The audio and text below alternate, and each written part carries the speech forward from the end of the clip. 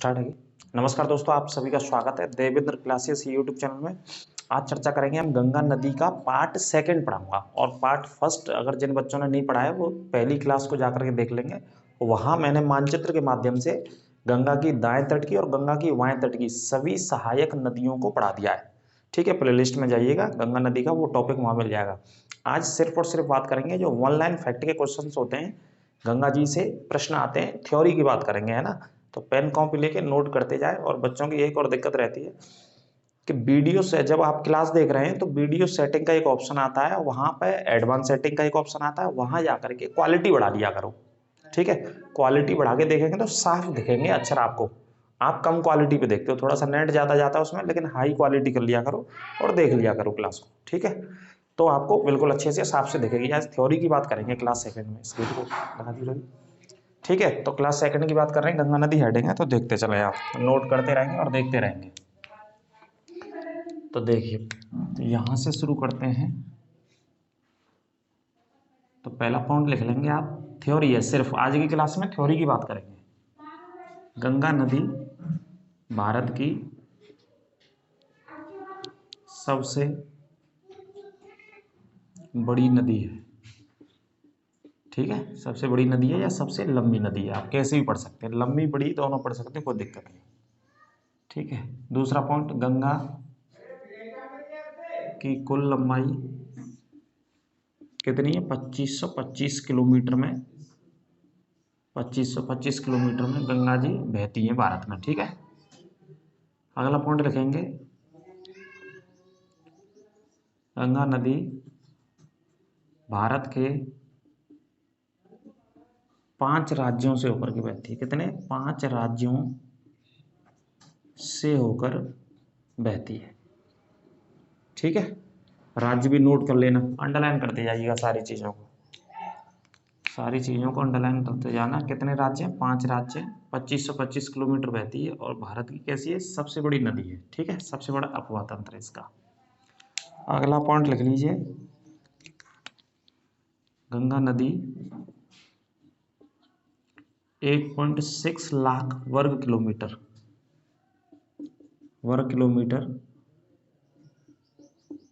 क्षेत्र में बहती है। गंगा बहती है एवं गंगा की सहायक नदियां है ना, इतने लाख वर्ग किलोमीटर एरिया में बहती हैं, क्षेत्रफल में बहती हैं। मतलब इतना क्षेत्रफल गंगा और गंगा की सभी सहायक नदियां कवर करती हैं। इसमें गंगा तो है लेकिन गंगा की सहायक नदियां भी कवर करती हैं वर्ग किलोमीटर क्षेत्रफल को। ठीक है, ये पॉइंट भी याद रखना। आगे बात करेंगे, गंगा नदी पर सबसे ऊंचा बांध है ये भारत का। ठीक है, और बांध का नाम है भाई साहब टेहरी। कौन सा बांध है? टेहरी बांध। जो सबसे ऊंचा बांध है टेहरी बांध भारत का, गंगा नदी पर स्थित है। लेकिन गंगा ऑप्शन ना आके भागीरथी ऑप्शन आता है। क्या ऑप्शन आता है? भागीरथी। यहाँ भागीरथी लिख लेना आप, मैं आपको बता देता हूँ कौन सी नदी लिख लेंगे, भागीरथी को ही गंगा कहते हैं ना।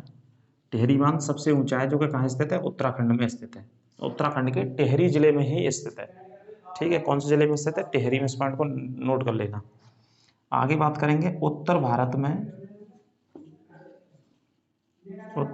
में गंगा नदी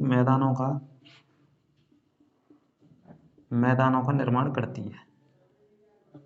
ठीक है, पूरा डिटेल से बता देंगे बेटा, एक भी क्वेश्चन गंगा नदी से छूटेगा नहीं और बहुत डिटेल से बता दूंगा मैं। ये दूसरी क्लास इसी वजह से रखी है, दूसरा पार्ट इसी वजह से रखा है, आपको डिटेल में बताने के लिए। उसमें सिर्फ सहायक नदियां बताइए, इसमें मैं गंगा जी के बारे में डिटेल से चर्चा कर रहा हूँ पूरा विस्तार से। और एक एक पॉइंट को लिख लेना, एक एक पॉइंट इंपॉर्टेंट है। ठीक है, जो कि कहीं ना कहीं एग्जाम में पूछा ही गया है। तो गंगा नदी का निर्माण करती है?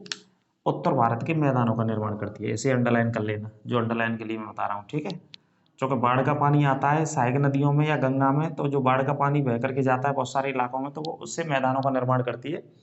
इसी वजह से बोलते हैं कि उत्तर भारत में सबसे बड़े पैमाने पर गंगा नदी मैदानों का निर्माण करती है। ठीक है, आगे बात करेंगे, गंगा जैसे निकलती कहाँ से, ये तो आपको पता ही है, उस क्लास में भी बताया था, लेकिन एक बार नए बच्चे अगर पढ़ेंगे तो लिख सकते हैं, गौमुख से उत्पत्ति होती है।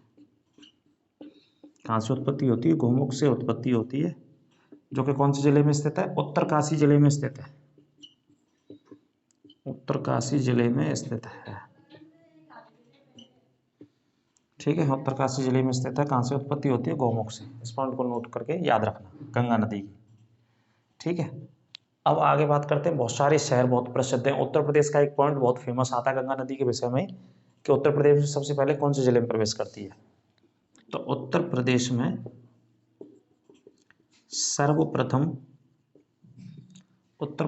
सर्वप्रथम कौन से जिले में? बिजनौर में। बिजनौर में प्रवेश करती है। कौन से जिले में प्रवेश करती है? बिजनौर में प्रवेश करती है सबसे पहले। ठीक है, अंडरलाइन कर लेना। उत्तर प्रदेश के बिजनौर जिले में सबसे पहले आती है, उत्तर प्रदेश के बिजनौर में। ठीक है, उसके अलावा उत्तराखंड में बहती है, उत्तराखंड से बिजनौर में प्रवेश करती है। इस बात को याद रखना। ठीक है, आगे बात करते हैं इसी नदी में। देखो इस तरफ लिख लेंगे आप, इस तरफ लिखिए आप, इसी मार्कर से बताते हैं। चलो आप, बिजनौर में प्रवेश करती है। अगला पॉइंट, उत्तर प्रदेश से बाहर का निकलती है, तो ये भी लिख लीजिए। उत्तर प्रदेश में आपका एक जिला पड़ता है बलिया और गाजीपुर। बलिया गाजीपुर से बहते हुए कहाँ चली जाती है? बलिया और गाजीपुर से बहते हुए बिहार में ये नदी चली जाती है बहती हुई। ठीक है, ये अंतिम जिले हैं उत्तर प्रदेश के। आपसे कोई अंतिम पूछे तो बलिया और गाजीपुर, और पहला पूछे तो क्या आएगा? बिजनौर आएगा, जहाँ सबसे पहले गंगा जी प्रवेश करती है, बिजनौर में। ठीक है, ये पॉइंट नोट करके याद रखना। आगे बात करते हैं। 5 राज्यों में बहती है, तो सबसे पहले गंगा जी कौन से राज्य से निकलती है भाई? उत्तराखंड से। ठीक है, पहला राज्य उत्तराखंड हो गया। उत्तराखंड के बाद उत्तर प्रदेश, दूसरा राज्य जहाँ पे गंगा जी बहती हैं। ठीक है, उत्तर प्रदेश के बाद भैया तीसरा राज्य कौन सा आएगा? बिहार आएगा। ठीक है, और बिहार के बाद भैया कौन सा राज्य आएगा? झारखंड आएगा। और झारखंड के बाद भैया कौन सा राज्य आएगा? बंगाल आएगा। ठीक है, तो इन 5 राज्यों में गंगा नदी बहती है। सबसे पहले उत्तराखंड, दूसरा सेकंड उत्तर प्रदेश, तीसरा बिहार, झारखंड एंड बंगाल। 5 राज्यों में गंगा जी बहती हैं उत्तराखंड से निकलने के बाद और बंगाल की खाड़ी में गिरने तक। ठीक है, इसके अलावा बांग्लादेश में जाती हैं, उस पर भी विषय पर चर्चा करेंगे। आगे अगला पॉइंट नोट करते हैं। सबसे पहले जो गंगा जी है उसको किस नाम से जाना जाता है? जाह्नवी। जाह्नवी कहाँ पे बोलते हैं? उत्तराखंड वाले गौमुख वाले हिस्से में, जहाँ से गंगा जी निकलती हैं वहाँ इस नदी को क्या बोलते हैं? जाह्नवी। ठीक है, जाह्नवी के बाद इस नदी का नाम क्या पड़ता है भैया? भागीरथी। क्या नाम होता है भैया रवि? भागीरथी। ठीक है, सबसे पहले इस नदी का नाम जाह्नवी है, जाह्नवी के बाद भागीरथी, और भागीरथी के बाद फिर गंगा। ठीक है, ये नाम मैं बता रहा हूँ आपको। गंगा नदी के नाम जो भारत में प्रसिद्ध हैं, किन किन नामों से गंगा जी जानी जाती है। ठीक है, ये पॉइंट मैं आपको बता रहा हूँ। गंगा हो गया। गंगा के बाद ये नदी जाती है बांग्लादेश में, तो बांग्लादेश में किस नाम से जानी जाती है? पद्मा के नाम से। ठीक है, बांग्लादेश में ये नदी किस नाम से जानी जाती है? पद्मा के नाम से। ये अंडरलाइन कर लेना, नोट कर लेना। तो जाह्नवी कहाँ बोलते हैं? जाह्नवी बोलते हैं गौमुख, जहाँ से नदी निकलती है वहाँ बोलते हैं जाह्नवी। भागीरथी बोलते हैं आपके उत्तराखंड के उस गौमुख के थोड़े से कुछ 15 किलोमीटर या 10 किलोमीटर के हिस्से को छोड़ करके देवप्रयाग तक। भागीरथी का नाम कहाँ तक फेमस है? देवप्रयाग तक। ठीक है, और देवप्रयाग के बाद पूरे भारत में किस नाम से जानी जाती है? संपूर्ण भारत में गंगा के नाम से। ये तो आप जानते ही हैं, संपूर्ण भारत में। और पद्मा कहाँ पे बोलते हैं इस नदी को? पद्मा बोलते हैं आपका बांग्लादेश में। ठीक है, आपसे पूछा जाए कि भैया गंगा नदी को बांग्लादेश में किस नाम से जाना जाता है? बांग्लादेश के निवासी क्या बोलते हैं? बांग्लादेश के आसपास के इलाकों से जहाँ से गंगा नदी निकल रही है वहाँ पर लोग क्या बोलते हैं? इसे पद्मा बोलते हैं। हमारे यहाँ गंगा बोलते हैं, बांग्लादेश में पद्मा बोलते हैं। नोट कर लेना, है ना, ये पूछा जाता है सबसे ज़्यादा ये वाला क्वेश्चन।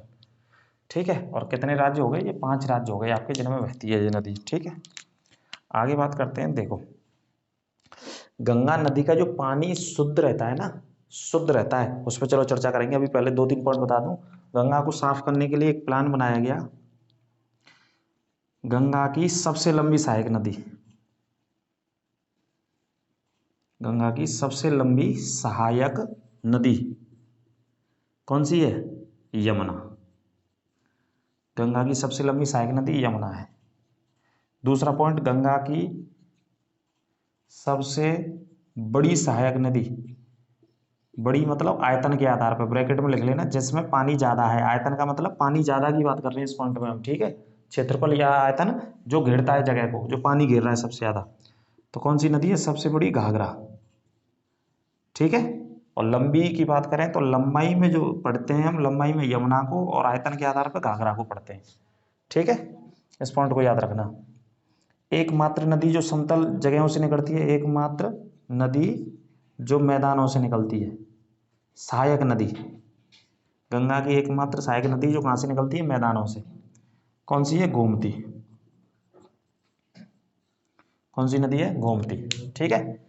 प्रश्न आता है कि गंगा की एकमात्र सहायक नदी बताइए जो मैदानी भागों से निकलती है, समतल इलाकों से निकलती है। तो गोमती नदी पीलीभीत से निकलती है। इसे छोड़ दें तो सारी नदियां कहीं ना कहीं पहाड़ों से या पर्वतों से आ रही हैं, है ना, या पठारों से आ रही हैं कहीं ना कहीं इलाकों से। नेपाल में बात करें तो नेपाल में भी हिमालय के हिस्से से आ रही हैं, उत्तराखंड में भी हिमालय से निकल रही हैं, यमुना जी भी हिमालय से ही निकल रही हैं। लेकिन गोमती एकमात्र ऐसी सहायक नदी है गंगा की जो पीलीभीत में फुलहर झील से निकलती है।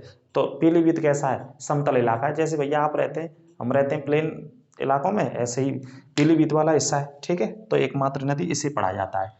सबसे अंतिम सहायक नदी कौन सी है? महानदा गंगा की। प्रश्न एक और पॉइंट नोट कर लेना, गंगा की अंतिम सहायक नदी,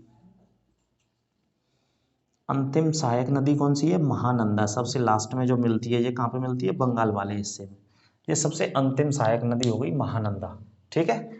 कितने वर्ग किलोमीटर में बह रही है? 8.6 वर्ग किलोमीटर में, 5 राज्यों से होकर के 2525 किलोमीटर, और सबसे बड़ी नदी है भारत की, ठीक है। 5 राज्यों से होकर के जाती है, और भारत का सबसे ऊंचा बांध टिहरी बांध इसी नदी पर स्थित है, टिहरी जिले में स्थित है।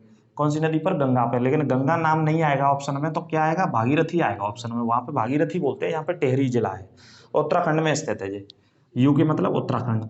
और मैदानों का निर्माण करती है ये नदी सबसे बड़े पैमाने पर उत्तर भारत में, है ना। जब नदी में मानसून के समय में, जब नदी में मानसून के समय में बाढ़ का पानी आता है इसकी सहायक नदियों में, तो आसपास के इलाकों में जाता है वो बाढ़ का पानी, तो वो उपजाऊ मिट्टी को ले जाता है, और उपजाऊ मिट्टी को एक समय के बाद वहीं छोड़ देता है। तो उनसे क्या होता है? मैदानों का निर्माण।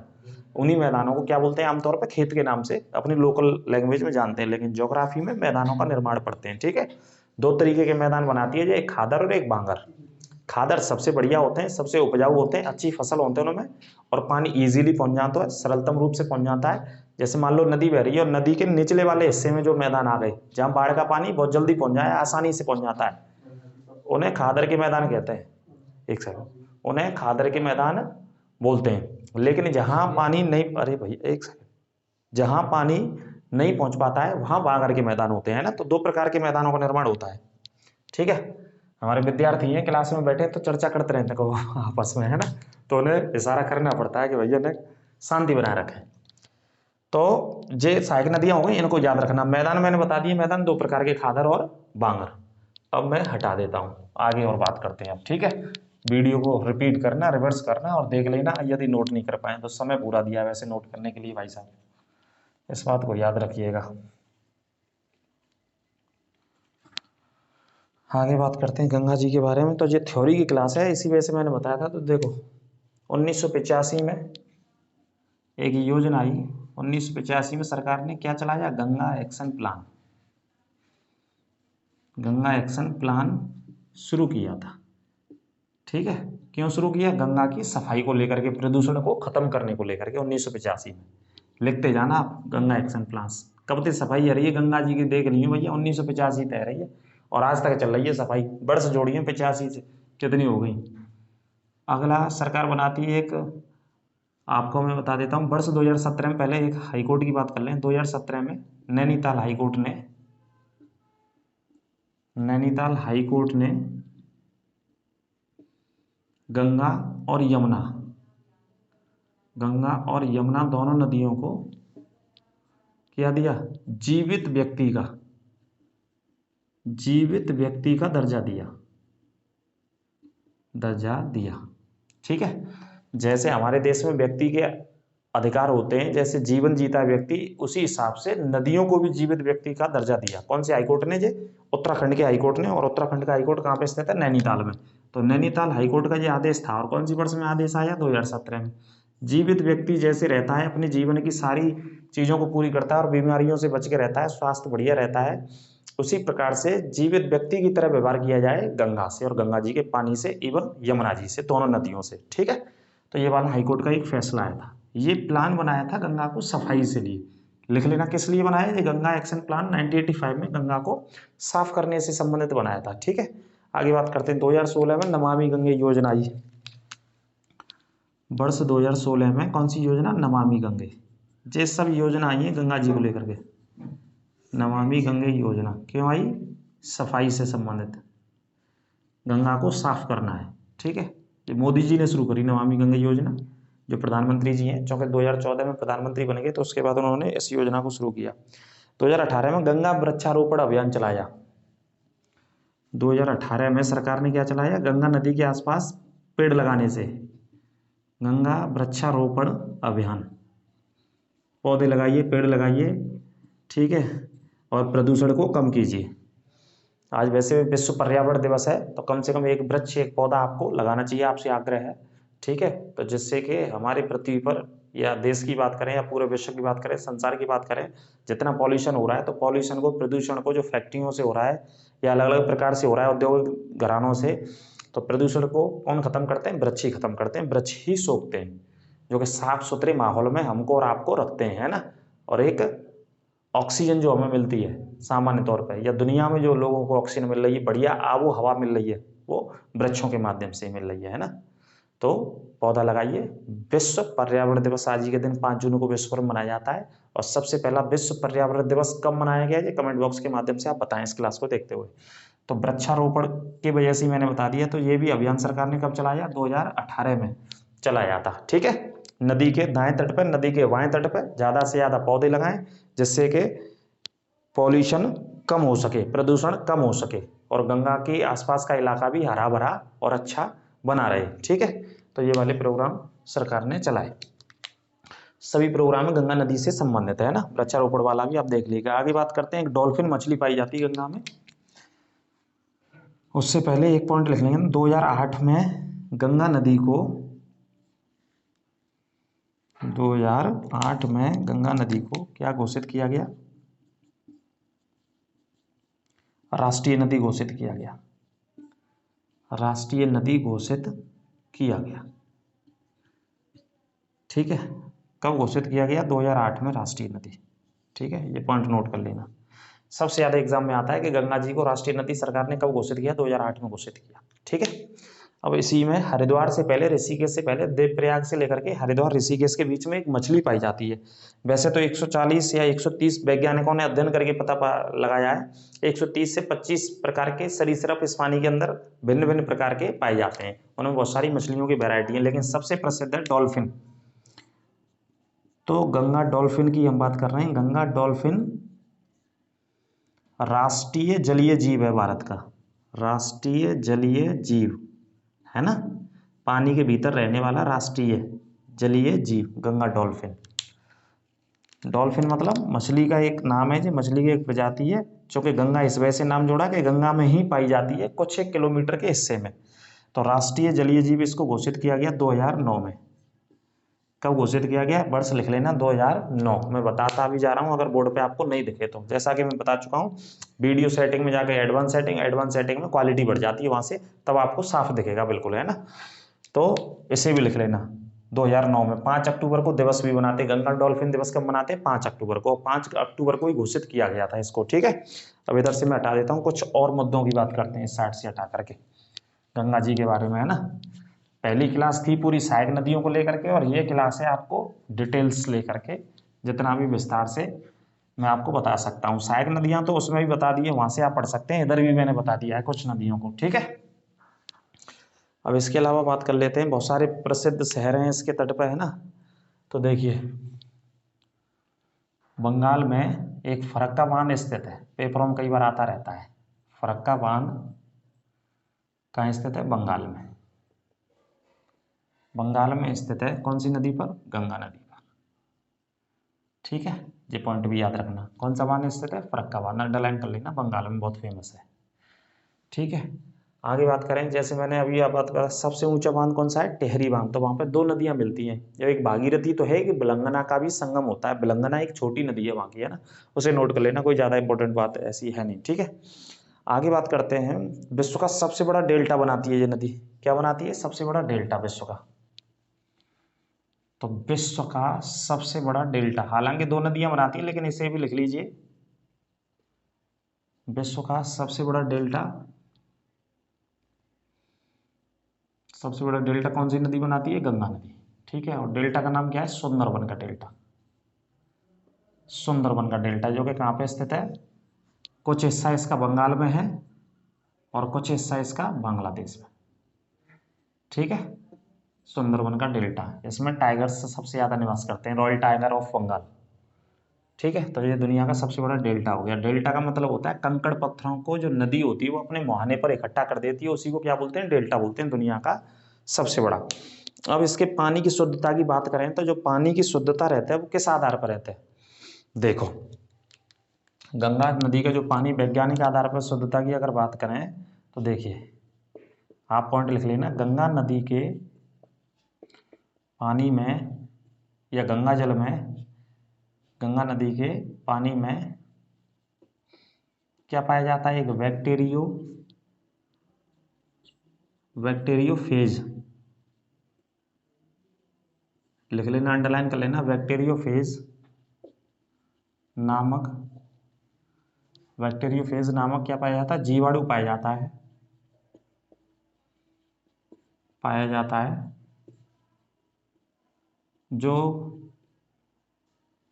जल के साथ रासायनिक क्रिया करके, किसके साथ, गंगा जल के साथ रासायनिक क्रिया करके प्रदूषण को खत्म कर देता है। जो भी प्रदूषण, पॉल्यूशन होता है गंगा नदी के पानी में, प्रदूषण को खत्म कर देता है, समाप्त कर देता है, ठीक है, समाप्त कर देता है। इसी वजह से गंगा जल क्या रहता है, गंगा जल साफ रहता है, इसी वजह से साफ स्वच्छ रहता है। ये रीजन है, वैज्ञानिक रीजन इसके पीछे। अगर आपसे पूछा जाए कि भाई गंगा का पानी, तो बैक्टीरियोफेज, क्या नाम है इसका, बैक्टीरियोफेज नामक क्या है, जे जीवाणु, बैक्टीरिया है, इंग्लिश में बोलें तो बैक्टीरिया, ठीक है, बैक्टीरिया है। इसकी खोज करी है वैज्ञानिकों ने और पाया है कि गंगा जल के साथ ये रासायनिक क्रिया करके, केमिकल रिएक्शन करके पॉल्यूशन को बिल्कुल खत्म कर देता है, समाप्त कर देता है। इसी की वजह से गंगा का जल बहुत समय तक, लंबे समय तक साफ और अविरल और स्वच्छ बना रहता है, ठीक है, बैक्टीरियोफेज नामक जीवाणु की वजह से। आ रही बात समझ में। तो ये एक रीजन है, ये तर्क है आपका वैज्ञानिक तर्क, ठीक है। वैसे अगर बात करें गंगा जी के बारे में, तो जब मुगलों में था तो अकबर हमेशा गंगा नदी के पानी को भरवा करके अपने सिंहासन के पास रखता था। वो भी मानता था, है ना, साफ और शुद्ध पानी रहता है इसका। पुराने समय से अगर पुराणों में, ग्रंथों में बात करेंगे तो वहां पर भी लिखा है इसके साफ और शुद्धता के बारे में, है ना। देवीय शक्ति की देन है ऐसा मानते हैं, ईश्वर की देन है ऐसा मानते हैं कि साफ रहता है, ठीक है। वो एक पौराणिक मान्यताओं के आधार पर है। जब अंग्रेज भारत को छोड़ के जा रहे थे तो अंग्रेज भी बहुत सारा पानी, ऐसा कहा गया, बहुत सारे इतिहास के अलग अलग फैक्ट्स में लिखा गया कि लेकर के गए थे और हमेशा लेकर के रखते थे भी, भारत के अलग अलग राज्यों में शासन करते थे, ठीक है। तो वो एक पौराणिक मान्यताओं के आधार पर लिखा है हमारे यहाँ अलग अलग ग्रंथों में कि देवीय शक्ति के रूप में गंगा का पानी अविरल और शुद्ध और स्वच्छ रहता है। लेकिन वैज्ञानिक तथ्य, वैज्ञानिक तर्क इसके पीछे बैक्टीरियोफेज नामक एक जीवाणु है जो कि गंगा नदी के अंदर पाए जाने वाले प्रदूषण को बिल्कुल खत्म कर देता है और जो भी वायरस पाए जाते हैं उनको भी खत्म कर देता है, ठीक है। इसकी वजह से गंगा नदी का पानी क्या रहता है, साफ और स्वच्छ अविरल रहता है, ये एक तथ्य है।